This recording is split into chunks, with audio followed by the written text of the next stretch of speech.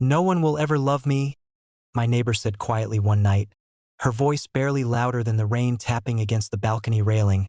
And for reasons I couldn't explain, those words didn't sound like self-pity. They sounded like a verdict she had already accepted. I had seen her dozens of times before, always polite, always distant, always carrying a sadness she tried to hide behind small smiles and early goodbyes. Her name was Alina, and she lived in the apartment across from mine, the kind of neighbor you nod at in the hallway but never truly know. That night, everything changed.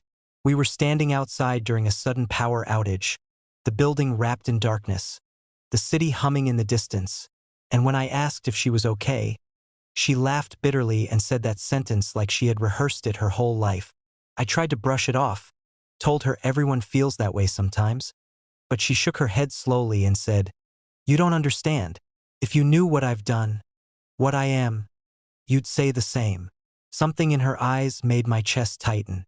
We ended up sitting on the cold concrete stairs, sharing the kind of silence that feels heavier than words, until she finally spoke again, telling me she had spent years believing love was something meant for other people.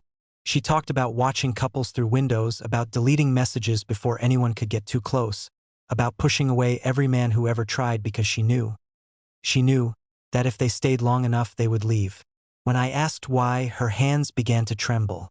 She told me she wasn't always this quiet woman who avoided eye contact and kept her door locked. Once she had dreams. Once she trusted someone completely.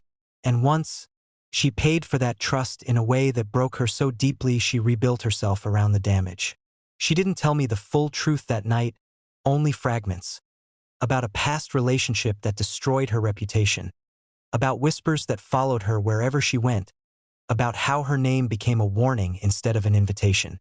She said people don't ask what happened, they just judge the result.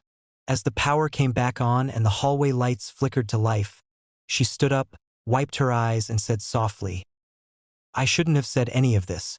Forget it." But I couldn't forget. The way she said "no one" wasn't dramatic. It was resigned.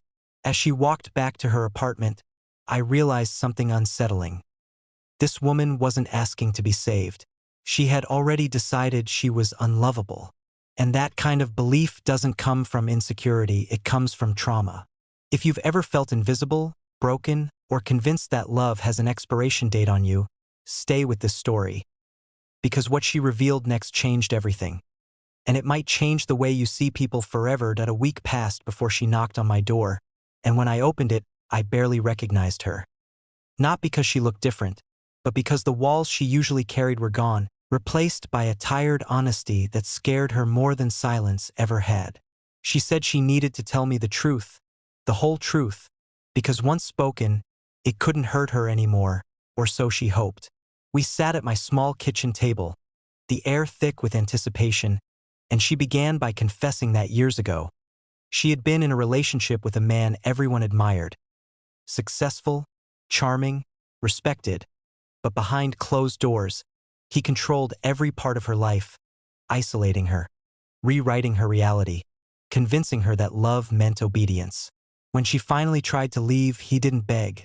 He destroyed her. False stories spread. Private moments twisted into lies. Screenshots edited. Friends turned away. Employers hesitated.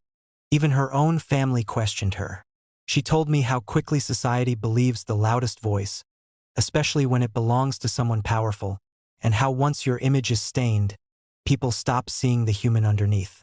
"I survived," she said, her voice steady but hollow. "But I didn't escape." She moved cities, changed jobs, started over, but shame followed her like a shadow. Every time someone showed interest, she imagined the moment they'd discover the rumors, the past, the mess, and leave. So she left first. She chose loneliness because it hurt less than rejection. When she finished, she looked at me and said the words that broke my heart. "Now you know why no one will ever love me." I don't know what she expected. Pity, discomfort, silence. But what she got was something else. I told her that what happened to her didn't make her unlovable. It proved she survived something designed to break her. I told her that loving someone isn't about finding perfection. It's about seeing truth and choosing to stay anyway. She cried then, not the quiet tears of defeat, but the kind that release years of fear. Over the months that followed, we talked more, laughed more, healed slowly. Love didn't arrive like a miracle. It grew like a stubborn plant through cracked concrete. And one night, months later, as we stood on the same balcony where she once said those words, she leaned against me and whispered, I was wrong, because sometimes the most powerful love stories don't begin with attraction or destiny. They begin with someone finally being believed. If this story touched you, if you've ever felt broken or judged by a past you didn't choose, remember this. You are not your worst chapter. And if you believe stories like this deserve to be heard, subscribe to the channel, because the next story might be the one that reminds you that love isn't finished with you yet. Love didn't fix her overnight, and that was the part no one talks about. The way healing doesn't arrive like a sunrise but creeps in like dawn, slow and uncertain, with shadows that still cling to the corners. Even after Alina began to smile more, there were nights she would suddenly pull away, her eyes clouding with memories she didn't want to explain, moments when her phone would buzz and she'd freeze as if the past had found her again. She warned me more than once, telling me she was complicated, damaged, difficult to love, and every time she said it, I realized she wasn't testing me. She was protecting herself. The truth was, she expected abandonment the way others expect gravity. Then one evening, the past finally knocked instead of whispering.